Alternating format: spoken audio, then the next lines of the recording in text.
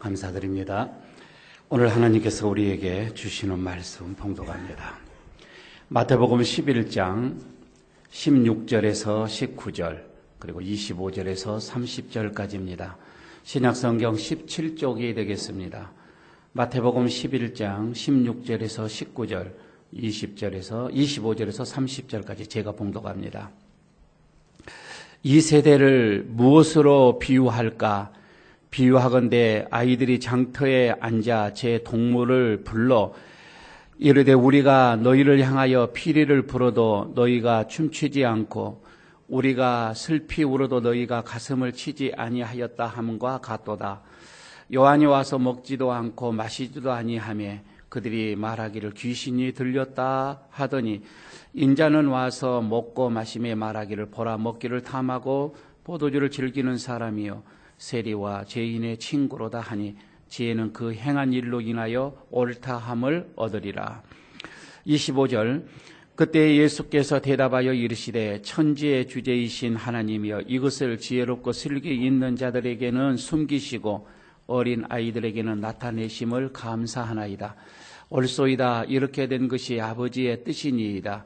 내 아버지께서 모든 것을 내게 주셨으니 아버지 외에는 아들을 아는 자가 없고 아들과 또 아들의 소원대로 계시를 받는 자 외에는 아버지를 아는 자가 없느니라. 수고하고 무거운 짐진 자들아 다 내게로 오라. 내가 너희를 쉬게 하리라. 나는 마음이 온유하고 겸손하니 나의 멍에를 메고 내게 배우라. 그리하면 너희 마음이 쉼이 얻으리라. 이는 내 멍에는 쉽고 내 짐은 가벼움이라 하시니라. 아멘. 우리 옆에 있는 분들과 인사 한번 나누도록 하겠습니다. 한 주 동안 평안하셨는지요? 인사하시고요. 예, 건강하셨는지요? 인사하시고요.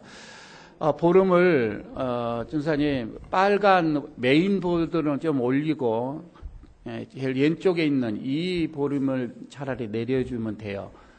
빨간 보름은 중앙회전까지 올라갈 수 있도록 지금 좀만 더 올려주시고요. 예. 저는 목회자로서 지금까지 많은 성경을 이렇게 보면서 또 연구하면서 또 설교를 하면서 또 가르치면서 한 가지 의문이 아직도 가시지 않는 것이 있는데 정말 예수님은 어떠한 분이실까? 아직도요 저는 그게 마음속에 있습니다. 왜 그런 거 아니에요? 이거를 더 보면 볼수록 더 깊게 들어가면 들어갈수록 예수님에 대해서 완벽하게 그 신비로움을 또 캐내기가 쉽지가 않는 거예요. 예를 들어서 참 예수님은 왜 유대교 지도자들과 이렇게 대립을 하셨을까? 왜 이렇게 충돌을 이렇게 하셨을까? 하나님의 아들이라고 하신다면 그리고 하나님의 아들로서의 어떤 그런 권위와 그런 어떤 능력을 충분히 가지고 계시는 분이시다고 한다면 그런 유대 지도자들의 그 마음 하나 못 잡으셨을까? 그리고 강력한 어떤 그 카리스마로 인하여서 그들을 그냥 확 이렇게 이끌어갈 수도 있었을 텐데 라고 하는 의구심입니다. 이런 의구심이 있고요. 예수님이 그 3년 반 동안 공생애를 하면서 끊임없이 종교 지도자, 유대 지도자들로 인하여서 괴롭힘을 당합니다. 그리고는 마지막에는 십자가에서 처참하게 그들로 인하여서 죽게 되어진다고 하는 것이지요. 왜 이렇게 예수님이 그 사람들의 마음을 사지를 못했을까라고 하는 그 의문과 또 하나는 종교 이 지도자들, 유대 지도자들은 왜 무엇이 예수님을 그렇게 못마땅해 했을까 이거예요. 예수님이 그렇게 그들에게 힘들었을까? 예수님이 하는 그 행동이 구체적으로는 물론 그들이 말하는 것이 핵심적인 세 가지는 나옵니다. 그 첫 번째는 예수님께서는 너무 율법을 절대화시키지를 않았다 이거예요. 자기네들은 생명처럼 여기고 있는 율법을 예수님은 그렇게 생각하지 않았, 너무 가볍게 생각했다라고 하는 그들의 생각. 또 하나가 있다면은 이 예수님은 내가 하나님의 아들이다. 감히 어떻게 그렇게 말을 할 수가 있느냐. 하나님의 아들이라고 사칭을 했다고 하는 것입니다.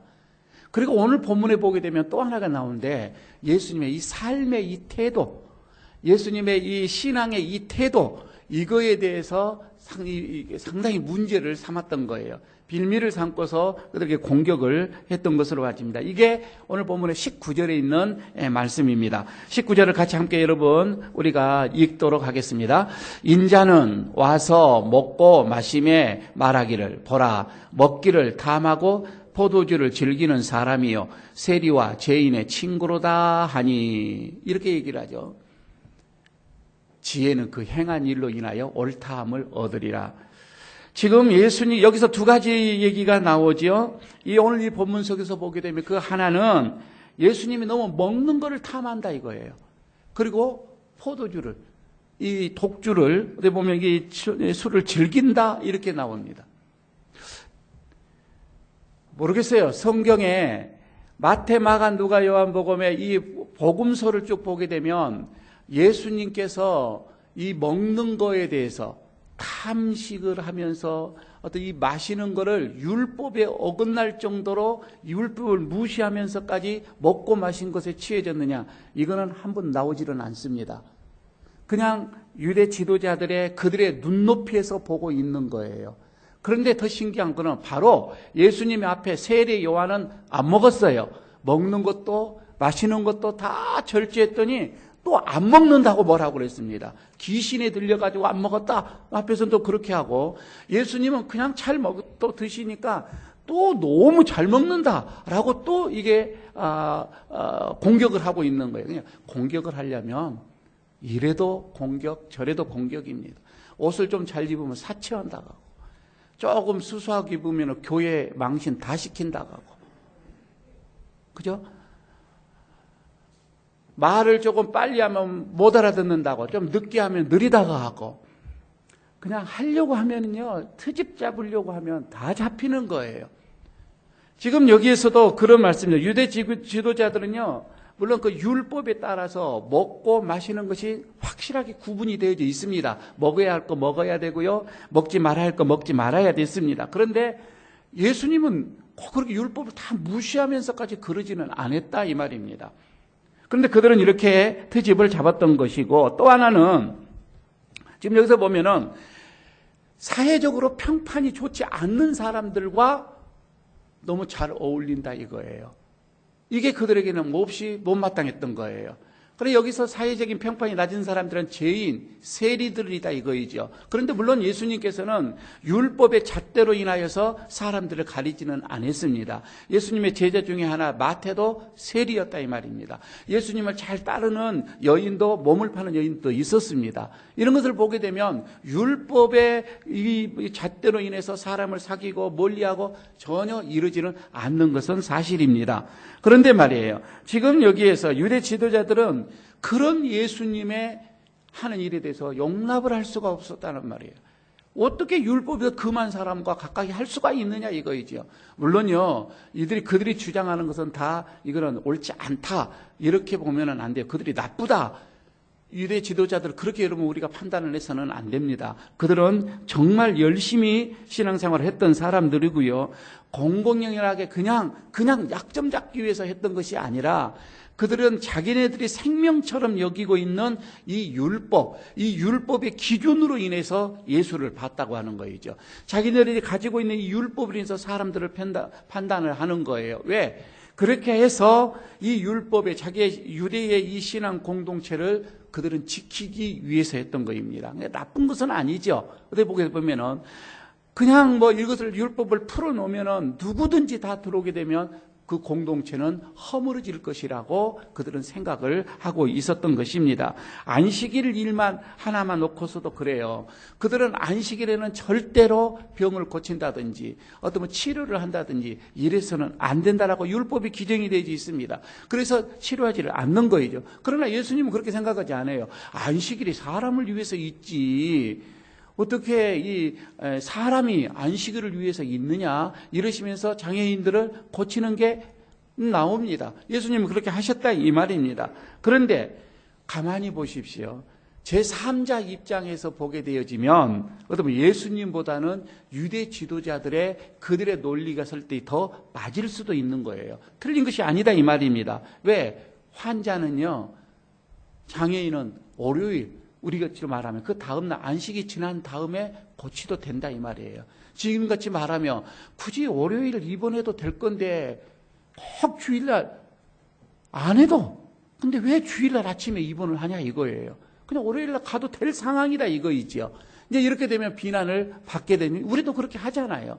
그런 것처럼 그때 당시에 이렇게 보면 되겠지요. 유대 지도자들은 이런 예수님의 하는 행동에 대해서 용납을 할 수가 없었습니다.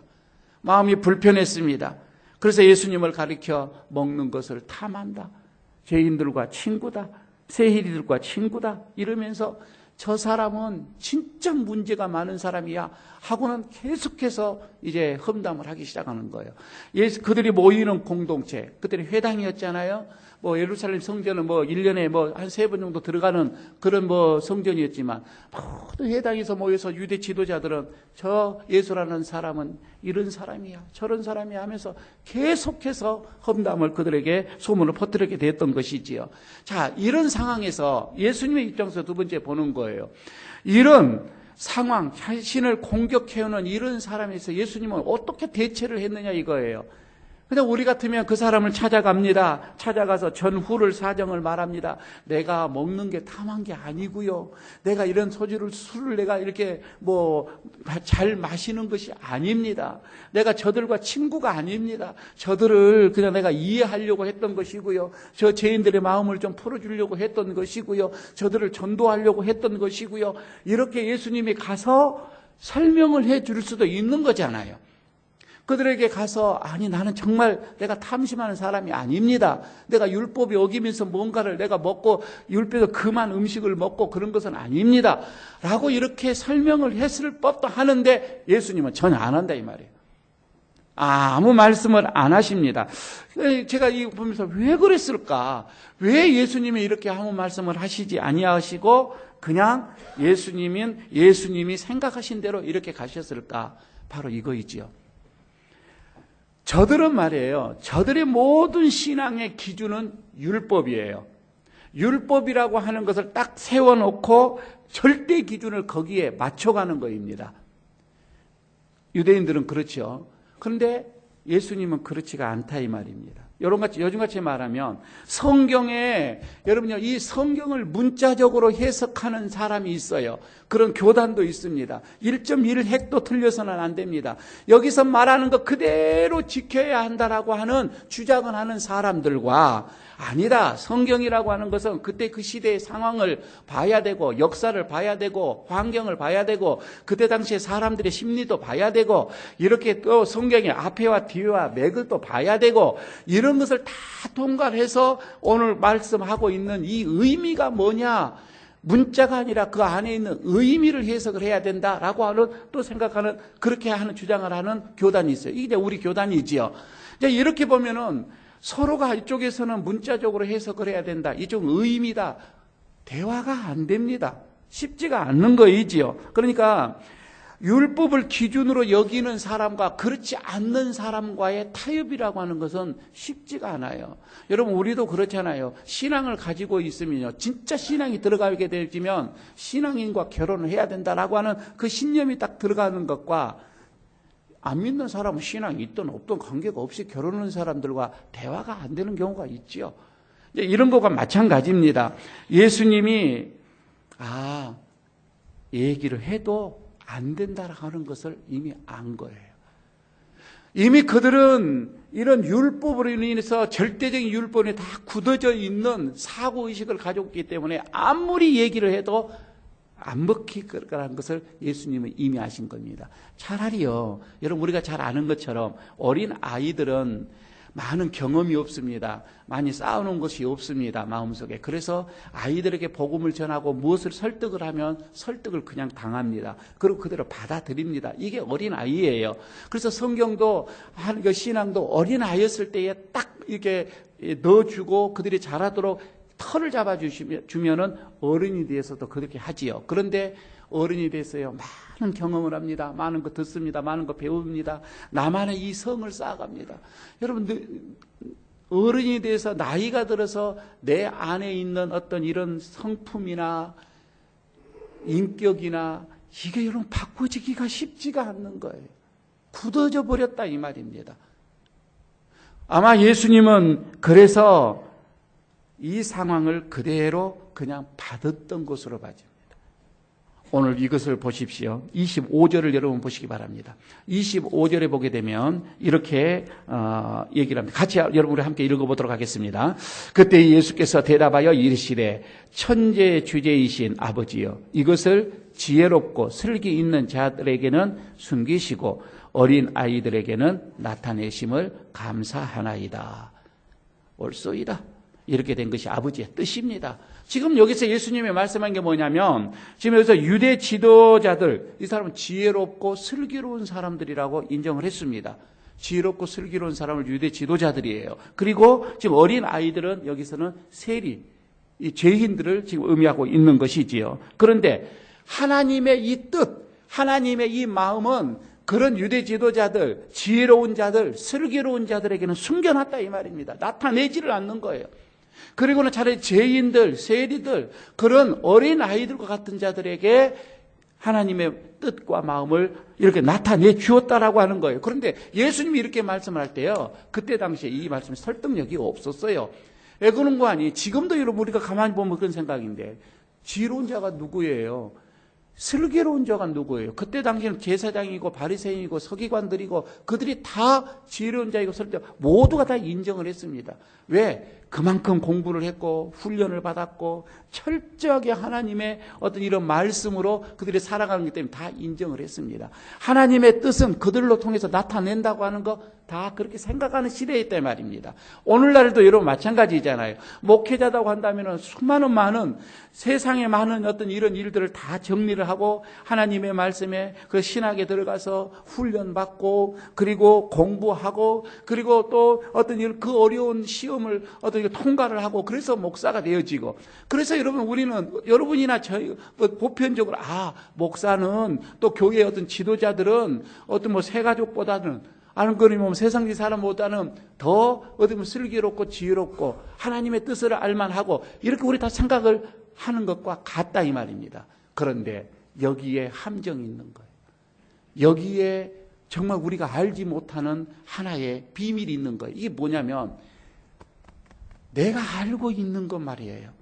내가 지금 내 속에 하나님을 향한 알고 있는 것이 얼마나 이 조그마한 이거 하나, 그러니까 미미하고 보잘것없다라고 하는 그 하나뿐이라고 하는 것을 본인이 모르고 있다 이 말입니다. 왜 그런 거 아니? 그럴 만도 합니다.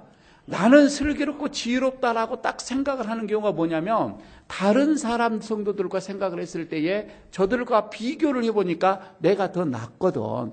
내가 더 저들보다 하나님과 더 가깝게 있게 보여지거든. 내가 하나님에 향해서 하나님께 대해서 저들보다 내가 더 안다라고 하는 것이 객관적으로 보인다 이 말이에요. 그러니까 내가 더 지혜롭다, 내가 더 슬기롭다라고 딱 생각을 가져버리는 거예요. 그러나 하나님의 입장 속에서 볼 때는 극히 부분 하나예요. 이거는요, 언젠가 제가 얘기 들었습니까?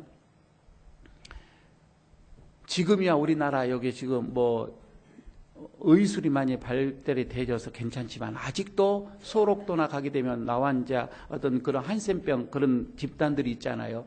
거기에 들어가게 되면 입구에는 정상화가 거의 가까운, 아니 몸 형태는 안 좋은데 전혀 점령성이 없는 이런 사람들이 입구에 살아요. 그래서 일반인들 오게 되면 맞이합니다. 그러나 음성이고 조금 더 전염병 있는 사람들은 저 뒤로 들어갑니다. 사람과 접촉을 안 하지요. 근데 그들은 오면은 나는 괜찮다 하면서 악수하고요, 그냥 막 환영합니다 하고 스킨십도 하려고 하고요. 그런데 정상이 우리가 봤을 때는 고놈이에요. 그러죠? 똑같아요. 그 선입감이 딱 드는 거예요. 똑같다. 우리가 봤을 때 느끼는데 본인은 아니에요. 나는 저 사람보다 낫다 이거예요. 나는 저것보다 낫고 나는 괜찮다라고. 우리가 하나님 앞에서 그런 거 아니겠는가 봐요. 하나님 앞에서 다 죄인이에요. 다 똑같아요. 근데 나는 낫다 이거예요. 나는 괜찮다 이거예요.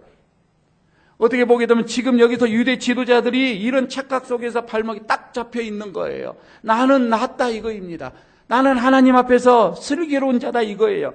어떻게 보게 되면 가장 하나님의 그 뜻을 멀리 행하는 자들입니다. 어떻게 보면 하나님의 아들이 이 땅에 왔으면 그들이 제일 먼저 알아야죠. 그들이 제일 먼저 영접을 해야 되죠. 그들이 제일 먼저 하나님의 아들 이 예수를 하나님으로 그들을 모셔드렸어야 이게 맞는 거잖아요. 그러나 그들이 슬기롭다라고 하는 가장 미미한 조그만 하나 그거 하나를 가지고 그들은 스스로가 발목에 여기서 잡혀져 버렸다고 하는 겁니다. 그래서 그걸로 예수님을 배격을 하는 거예요. 그래서 그들이 예수님을 죽였다 이 말입니다. 여기에서요. 자, 그들이 절대시하고 있었던 게 뭐예요? 율법이라고 했죠. 율법의 이 수행, 그들은요 너무너무 고행이었습니다. 율법대로 행하여야만이 구원을 얻는다라고 하는 그런 율법의 저항 속에서 그들의 인생 자체는 그 율법에 눌려 있었어요. 얼마나 여러분 힘든지 몰라요. 얼마나 고행인지 몰라요. 그런데 문제는 자기만 그렇게 사는 것이 아니라 다른 사람들도 그렇게 율법대로 살아야 된다라고 강요를 한 거예요. 이게 지혜로운 자이고 이게 슬기롭다 이 말입니다. 이게 하나님의 뜻이라고 그들은 생각을 한 거예요. 그런 사람들의 인생은 계속해서 무거운 짐에 지금 눌려 있는 겁니다. 저는 이게 어떻게 보면 지금 우리들의 모습이 아닐까 싶습니다. 직설적으로 얘기를 해볼까? 여러분 우리 교회 생활합니다. 오래 합니다. 또 직분을 받습니다. 지도자가 되어집니다. 문제는 여기에서요. 내가 하나님 앞에 헌신하고 충성하고 섬기고 봉사하고 좋아요. 여기에서 오는 나에게 기쁨이 있어야 돼요. 즐거움이 있어야 돼요. 여기에서 오는 만족함이 있어야 돼요. 그러나 만족함이 없습니다. 이제 짐이 무겁습니다. 짐이 그냥 힘들어요. 여러분 여기에서 짐이 하는 나에게 주는 이 짐이 무겁고 힘들게 되었다. 이 말은 만족함이 없고 기쁨이 없다 이것인데 이렇게 되어지면 강요하기 시작을 합니다. 너도 그렇게 해야 한다. 너도 그렇게 해야 한다 이거예요. 그런데 내가 헌신하고 충성하고 봉사하면서 즐거워가지고 기뻐가지고 하는 것은 강요는 않지요. 권면이 되겠죠. 이렇게 했더니 즐겁더라 좋더라 이것과요. 너 그렇게 해야 돼. 너 새벽기도 나와야 돼. 얼마나 힘드니까. 그러나 즐겁고 기쁘면은 너무 좋더라 이렇게 말하는 것과 다르죠. 나와야 하는 것과 강요한 것과는 다르다 이 말입니다. 여러분 우리는 지금 신앙생활하면서 이렇게 내가 가지고 있는 버거운 것을 성도들도 다른 사람들도 해야 한다라고 이렇게 여러분 우리는 강요하고 있는 것은 아닌가. 율법적 신앙이기 때문에 그렇다 이 말입니다. 마태복음 23장 4절에서 예수님께서 그렇게 율법을 강요하고 있는 바리새인들, 세리들에게 이렇게 얘기합니다. 또 무거운 짐을 묶어 사람의 어깨에 지우되 자기는 이것을 한 손가락으로도 움직이려 하지 않는다. 이렇게 책망을 했습니다. 자, 여기에서 말이에요. 예수님은 율법에 매여서 이렇게 힘겹게 살아가고 있는 저들입니다. 지금 지난 시간에 한번 말씀드렸죠. 마태복음은 유대인들에게 주는 복음서라고 얘기를 했습니다. 그래서 지금 오늘 예수님께서 그들에게 율법에 매여서 율법에 억눌려서 율법 때문에 신앙생활 자체를 힘들어가고 있는 그들을 향하여서 오늘 예수님이 말씀을 해요. 이게 28절, 30절에 있는 말씀입니다. 28절을 보시기 바랍니다. 같이 읽겠습니다. 수고하고 무거운 짐진 자들아 다 내게로 오라. 내가 너희를 쉬게 하리라. 여러분요. 지금 여기서 예수님께서 이렇게 유대인들 우리에게 모두게 이방인들에게 처음에 했던 말씀은 아니에요. 이 말씀은 유대인들 특히 율법에 매여 있는 자들입니다. 그들은 그 율법에 매여서 신앙 기쁨이 없었어요. 그 행해야 한다고 하는 그 고통 속에서 고난 속에서 또 다른 사람에게 강요하면서 힘들게 살아가고 신앙생활 믿음 생활하고 있는 저들에게 주시는 말씀입니다. 그러면서 29절에서 그렇게 하지요. 나는 마음이 온유하고 겸손하니 나의 명예를 메고 내게 배우라. 그리하면 너희 마음이 쉼을 얻으리라. 그리고 30절은 이는 내 멍에는 쉽고 내 짐은 가벼움이니라. 여러분 여기에서요. 예수님은 무거운 짐진 자들아 다 내게로 오라. 내가 너희를 쉬게 하리라. 그런데 쉬게 한다라고 하는 말이 계속해서 지금 반복해서 나오죠. 쉬게 한다. 내가 너희를 쉬게 해줄게. 그러니까 얼마나 무거웠냐 말이에요. 얼마나 짐이 있었느냐 말이에요. 그리고 여기서 내게로 오라 이렇게 얘기하죠. 내게로 오라 이 말은 제자들에게도 하는 말씀이 있어요. 나를 따르라 그 말이에요. 그와 같은 말입니다. 나를 따르라. 그리하면 쉬게 해주겠다 이 얘기인데, 자 한번 물어보십시다. 여러분, 우리 예수님을 다 따라갑니다. 예수님을 영접합니다. 여러분, 그렇게 되어지면 여러분 모든 짐 다 해결함을 받았습니까? 지금 여전히 짐이 다 있잖아요. 그죠? 짐이 다 있잖아요. 예수님은 나를 따르라, 나에게로 오라, 그러면 쉬게 해 주신다라고 했는데, 여러분 정말 그런 경험을 했냐 이 말이에요. 다 풀어버리고 정말 내 마음이 가벼운 마음이 됐느냐 이 말이에요. 쉼을 얻었느냐 이 말이에요. 이러기 전에 먼저 여러분의 짐이 무거운 짐이 무엇인지를 여러분이 좀 보셔야 됩니다. 나에게는 뭐가 제일 여러분 무거운 짐입니까? 사람, 우리 성도들 다 다를 거예요. 어떤 사람, 여기 앉아 계신 분 중에 나는요 인생 자체가 짐입니다라는 분이 있을 거예요. 인생이 무거운 짐이에요. 살아가는 자체가. 그러나 어떤 분은 인생 살만해 라고 하신 분들도 있을 거예요. 사람마다 다 다르죠. 아마 제가요 우리 성도들 여기서 보게 되면 어떤 분은 자녀에 대한 짐이 있어요. 자녀에 대한 무거운 짐이 있어요. 놓을 수가 없는 거예요. 너무 무거워. 이건 짐이에요. 나오면은, 옛날에는 어르신들 나오면은 잘 알아서 잘 컸는데 요즘은 시집가고 장가 가서도 뒤에 다 해줘야 되니, 손주까지 다 해줘야 되니 얼마나 무거운 짐이에요. 거기서 놀 때면 이제 하나님 앞에 가서 갈 거예요. 자녀에 대한 무거운 짐이 있을 수도 있는 거고, 또 어떤 분들은 가족 중에 하나가 어떤 이런 몸이 건강하지 병이 있어서 가족 전체가 무거운 짐이 있는 분들도 있지요. 여러분요, 가족 중에 한 사람만 장애가 있어 보십시오. 모두가 힘듭니다. 이거는 장애입니다. 이건 무거운 짐입니다. 어떤 분은 스스로에게 나의 성격 때문에, 성품 때문에 무거운 짐이 있어요. 집에 가 혼자 있을 때 그게 아닌데요. 맞아. 그게 아닌데 내가 입을 다물었어야 되는데 하는데 그냥 성품도 훅 다 저질러 놓고 사람들 다 이간질 시켜놓고 또 집에서 아이고 이게 아닌데 이게 아닌데 평생을 그렇게 무거운 짐으로 살아간 사람이 또 있습니다. 얼마나 가지각색. 여러분 여기에서 지금 여러분 모두가 나는 짐이 없어요 라고 하는 분이 누가 있어요? 우리 모두에게는 다 그런 짐이 있다 이 말입니다.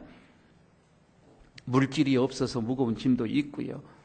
그런데 오늘 예수님이 그럽니다. 내게로 오는 자들 그 모든 무거운 짐을 다 해결해 주셨느냐 이거예요. 그런데 오늘 성경을 여러분 가만히 예수님의 말씀을 보면은 그 문제를 내가 다 해결해 줄게 그 말씀이 아니에요. 내가 너희를 쉬게 하리라 라고 하는 이 말씀이요. 특별히 예수 믿는 사람들, 나의 어떤 제자들, 나를 따르는 사람들은 다 그 모든 무거운 문제를 내가 한 방에 해결해 주겠다. 그 말씀이 아니라 이 말이에요. 그래서 여러분 우리가 이렇게 신앙생활을 하면서 왜 하나님 내 문제를 해결해 주시지 않습니까? 라고 이렇게 얘기하는데 오면은 다 해결해 준다고 하는데 예수님 사기치는 거 아닙니까? 아니에요. 오늘 성경을 가만히 보면 그런 뜻이 아닙니다. 아니 한번 보십시다. 문제가 해결을 됐어요. 마음에 쉼이 있습니까? 마음에 쉼이 있을 것 같습니까? 천만에요. 마음의 쉼하고는 문제하고는 다릅니다. 폭풍 속에서도 마음의 쉼이 안식이 있을 수도 있고요. 그렇게 여러분 많은 내가 물질을 가졌고 세상의 지위를 얻었어도 마음의 평안함이 없고 늘 근심 걱정에 쌓인 사람이 있을 수도 있습니다. 마음의 쉼하고는 다르다 이 말입니다. 그런데 지금 여기서 예수님께서는 여기서 말씀하시는 거 내가 쉬게 하리라 이거는 우리가 가지고 있는 조금 이 문제가 해결되는 그 차원을 넘어간다 이 말입니다. 그 해결 문제는 그 해결 또 와요. 또 와. 그게 문제가 아니라 이 말입니다. 쉼은 안식입니다. 따라서 하십시다. 쉼은 안식이다. 안식은요, 여러분, 쉼은 우리에게 쉽게 올 수가 있어요. 그러나 안식은요, 진짜 오기가 그렇게 쉽지는 않습니다. 오죽했으면 인생은 고해라고 했을까요? 제가 목사니까 여러분 아주 쉽게 얘기를 하겠습니다. 여러분들의 상황을 얘기하는 거, 제 거 하는 거 훨씬 낫습니다. 목사의 무거운 짐이 뭐예요? 여러분, 목사의 무거운 짐은 뭐라고 생각해요? 누구는 또 새벽 기도라고 하는데, 나이 먹으면 막 새벽 기도 이제 잠도 안 와요. 괜찮아요. 목사의 이 무거운 짐은 목회입니다. 목회. 100명이라고 하는 무거운 짐이 있고 200명이라고 하는 무거운 짐이 있어요. 하여튼 목회인데 제가 은퇴를 했습니다. 그러면 저에게 쉼이 옵니까 안 옵니까? 은퇴했으니까. 잘 생각해요. 제가 은퇴를 했어요. 목회. 그러면 목회에서 이 무거운 짐에서 저는 해방이잖아요. 쉼이 옵니까 안 옵니까? 그렇게 어렵게 또 생각하지 마요. 그냥 와요. 쉼이 오잖아요. 제가 목회를 이제 안 하니까 쉼이 온다 이 말입니다. 쉼은 와요. 그런데 마음의 평안한 안식이 올까요 안 올까요? 이거는 별개 문제예요. 왜 그런 거 아니에요? 내가 목회를 그만두었다고 해서 평안하게 온 것이 아니라 이거는 내 안에 무언가가 채워지지 않으면, 내 안에 무언가가 없으면은 허무가 되어버리는 거예요. 은퇴 자체가 허무가 되어버리는 거예요. 은퇴 자체가 나에게는 힘듦이 되어버리는 거예요. 목회는 안 한다 할지라도 내 안에 뭐가 없으니까 허무해요. 그런 분들이 많죠. 여러분 연세가 드셔가지고 허무한 인생을 사는 게 많잖아요. 이거는 안에 뭐가 없어서 그래요. 그러니까 내 안에, 여기는 다시 말씀드리면 이거는 성령이 충만하게 내게 채워지면 은퇴를 하든 안 하든 관계가 없다 이 말입니다. 나에게는 평안이 있는 거예요. 나에게 기쁨이 있는 거예요. 나에게 즐거움이 있는 거예요.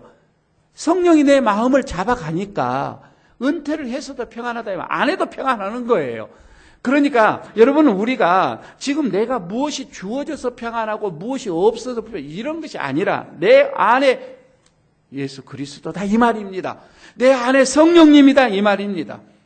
내 안에 성령이 충만하게 없으면, 이것이 없으면 내가 아무리 취미생활을 하고 내재 생활을 즐기면서 거기에서 내가 무언가를 평안함을 얻으려고 쉼을 얻으려고 하는데 그거는 잠시입니다. 순간이에요. 그래서 쉼은 순간이에요. 안식은 영원함이에요. 그러니까 여러분요, 밖에서는요, 그런 쉼을, 잠시 휴식은 취할 수가 있잖아요. 휴식 취하고 다시 짐을 가지고 와야 돼요. 그리고 또 무거운 짐을 살아야 돼요. 그러나 예수 안에, 예수님이 너희가 내 안에, 내가 너희에게 안식을 주겠다, 이거는 예수 안에 있는 자들에게는 우리의 이런 모든 무거운 짐을 완전히 내려놓는다 이 말입니다. 내가 그거 책임지겠다라고 하는 거예요. 이게 무슨 말로 보게 되냐 보십시다. 참된 안식, 이거는 예수 안에만이 있다 이 말입니다. 예수님 안에서만이 주어지는데 이것은 내가 예수 안에 있다 이 말이 무슨 말이에요? 생명이 있다 이 말입니다. 생명이 있다 이 말은 뭐예요? 내가 구원을 얻었다 이 말입니다. 예수 안에 있는 자는 내가 구원을 얻는 거예요. 그러면 구원을 얻었다 이 말은 다른 사람들은 어떤 취미나 어떤 무슨 내재나 어떤 이런 걸로 인해서 뭔가를 얻으려고, 생명을 얻으려고 하게 되면 거기는 답이 없습니다. 아무리 물질을 쌓아도 여러분 거기에는 답이 없어요. 만족이 없다 이 말입니다. 얻어지지가 않는다 이 말입니다. 그래서 그런 취미의 탐닉을 계속 하게 되어지면 우상이 되어버리는 거예요. 거기서 우상이 나오게 되어지는 거죠. 사람을 혹하게 합니다. 사람을 거기에 빠져 들어가게 하는 겁니다. 여러분, 우상이 우리에게 안식 주는 일이 없습니다. 절대 안식은 못 줘요. 잠시의 평안은, 휴식은 있을 수가 있겠지요. 그리스도 안에 있을 때에만 여러분 우리가 안식을 누릴 수가 있다 이 말입니다. 주님이 그럽니다. 그 무거운 짐, 수고하고 무거운 짐진 자들아, 내게로 오라. 내가 너에게 쉬게 하겠다. 내가 너에게 안식을 주겠다 이 말입니다. 내가 너에게 생명을 주겠다 이 말이에요. 그러니까 생명을 딱 얻어버리면은 다른 걸 여러분 우리가 찾지를 않아요. 그런데 어떤 사람은 그 생명을 밖에서 찾으려고 하는 거예요. 그 생명을 물질에서 찾으려고 하는 거예요. 내 생명을 어떠한 세상적인 것을 찾으려고 하니까 거기에 우리가 생명을 찾으려고 하니까 얼마나 힘들어요. 거기에는 만족이 없는데, 거기에는 끝이 없는데, 답이 없는데. 그래서 예수님께서 여러분 나에게 와야만이 참된 안식이 있다라고 얘기하는 거예요. 문제 해결하고는 다르다 이 말입니다. 그런데 세상에서의 삶의 짐으로 느끼는 그 이유, 여러분 어떤 세상의 것으로 인해서 내가 생명을 얻으려고 몸부림치기 때문에 여러분 거기에서 강요를 받아야 되고 또한 매여 달려야 되고 거기서 싸워야 되고 안식은 있을 수가 없습니다. 안식은 예수 그리스도 안입니다. 그 안에만. 그래서 예수님 얘기합니다. 너희가 내 안에 있고 내가 너희 안에 있으며 내 말이 너희 안에 있으며 너희들이 원하는 대로 구하라 이루리라. 내가 예수의 안에 있느냐 이 말이에요. 예수님의 말씀이 내 안에 있느냐 이 말이에요. 여러분 그거는 지금 어떻게 표현하냐면 내가 지금 안식을 누리고 있는가, 내가 지금 평안한가, 내가 지금 어떤 근심 걱정에 난 아직도 지금 사로잡혀 있는가. 자녀들이 대학 공부를 하는데 고3 때에 그 신경 이루 말할 수 없을 거예요. 그런데 어떤 아이는 수능에서 딱 합격을 합니다. 그러면은 마음이 편안합니다. 이제 정해졌거든요. 편안합니다. 공부하기는 해요. 학교 다녀요. 그러나 그 공부가 부담이 안 돼요. 이제 즐기는 거예요. 그러나 수능에 이제 수시에서 합격을 되지 못하고 수능을 보는 친구들은 끊임없이 해야 돼요. 단잠을 설쳐야 되는 거예요. 긴장해야 되는 거예요. 수시에 합격한 자는 편안하게 학교 다녀요. 수능을 본 자는 힘들어요. 꼭 여러분 그 모습입니다. 우리 인생을 그렇게 살아가는 거예요. 어떤 분은 수능에 딱 합격을 하고 수시에 합격을 하고 편안하게 인생의 삶을 누리는 사람이 있는가 반면에 어떠한 사람은 아직도 수능 보기 위해서 그냥 단잠을 설쳐야 되는 수고로운 인생을 사는 사람이 있다 이 말입니다. 여러분 여기에서 바로 이거이죠. 예수 안에 있는 자가 수시에 합격한 자다 이 말입니다. 생명을 얻어버렸다 이 말입니다. 생명을 끝냈다 이 말입니다. 이제 더 이상 생명으로 인해서 우리가 어렵고 힘들고 투쟁하지 않아도 된다 이 말이에요. 얼마나 편합니까? 여러분 예수 안에 내가 있다라고 하는 사실 이것을 오늘 경험을 해보셨느냐? 오늘 제가 여러분들에게 묻고 싶은 거예요. 나는 예수 안에 있는 것을 경험하고 있는가? 매일매일 그렇게 살아가야 된다 이 말입니다. 만약에 여러분 아직도 나는 그걸 잘 못 느끼겠는데요 라고 하면 아직도 율법에 묶여있다라고 보면 되겠죠. 아직도 신앙생활이 힘들고 어렵고 신앙생활 자체가 그러면 내가 아직도 율법에 아직도 묶여 있구나. 수고하고 무거운 짐 진더라. 오늘 예수님께서 그들에게 이렇게 부릅니다. 율법에 매여 있는 자들아 내게로 오라. 내가 쉬게 해주겠다. 오늘 주님께서 이렇게 우리에게 말씀을 합니다. 여러분의 삶이 겉으로는 많이 수고로움 있고 무거운 짐이 있는 줄 압니다. 그러나 참된 안식 예수 안에서 누리시기를 바랍니다. 기쁨과 소망으로 삶을 살아가시기를 바랍니다. 여러분의 삶이 주 안에서 참된 평안이 누려지기를 축복합니다. 아버지 하나님 감사합니다. 오늘 예수 안에서만이 참된 안식이 있다라고 말씀을 하시는 주님, 우리가 안식을 다른 데서 찾지 않게 하여 주시고 예수 안에 또 주님이 내 안에 하나가 되어지는 것에 힘써 생명을 얻고서 이제 모든 남은 삶이 평안함으로 또 안식으로 살아가게 하여 주옵소서. 예수님 이름으로 기도드리옵나이다. 아멘.